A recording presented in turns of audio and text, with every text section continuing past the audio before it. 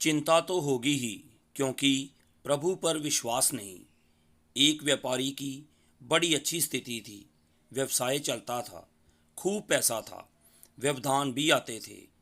एक दिन नींद न आई, मन में चैन नहीं था, बहुत बेचैनी थी।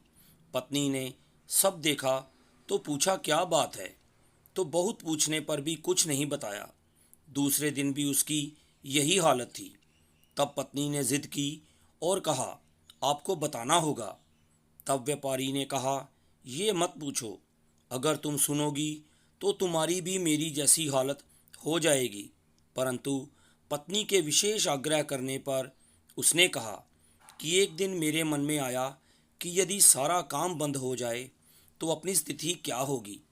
तब मैंने ये हिसाब लगाकर देख लिया कि अगर आज व्यवसाय बंद हो जाए तो 9 पीढ़ी तक काम चलने लायक धन होगा, परंतु उसके बाद कुछ नहीं रहेगा।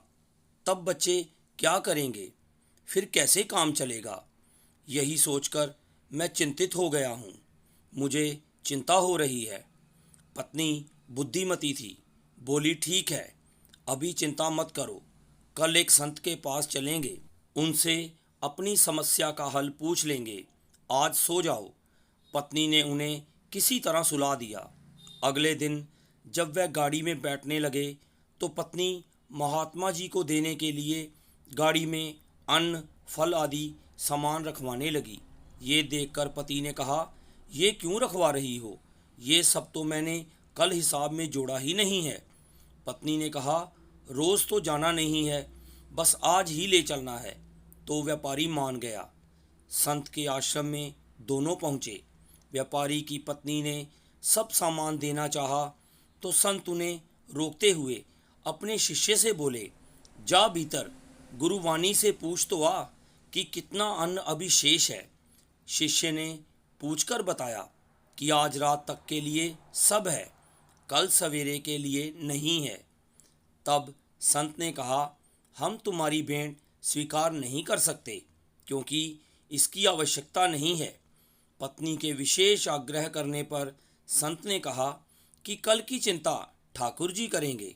हाँ, यदि आज के लिए सामान नहीं होता तो मैं रख लेता। पत्नी से व्यापारी बोला, चलो अब चलते हैं। पत्नी ने कहा कि अभी आपने अपने प्रश्न का समाधान तो पूछा ही नहीं। व्यापारी ने कहा, अब उसकी ज़रूरत नहीं, मुझे उसका समाधान मिल गया है। संत को कल की चिंता नहीं और मुझे 9 पीढ़ी की चिंता हो रही है। प्रभु पर विश्वास नहीं होने पर ही ऐसा होता है। कई बार हम निरर्थक एवं अंतहीन कामनाओं के कारण अनावश्यक चिंताओं और तनाव से घिर जाते हैं, जबकि कामनाओं को त्याग कर हम सहज ही उससे मुक्त हो सकते हैं। इसी बात को इस कहानी के माध्यम से बहुत सहज ही समझा जा सकता है। तो दोस्तों, आपको ये कहानी कैसी लगी कमेंट बॉक्स में ज़रूर बताएं।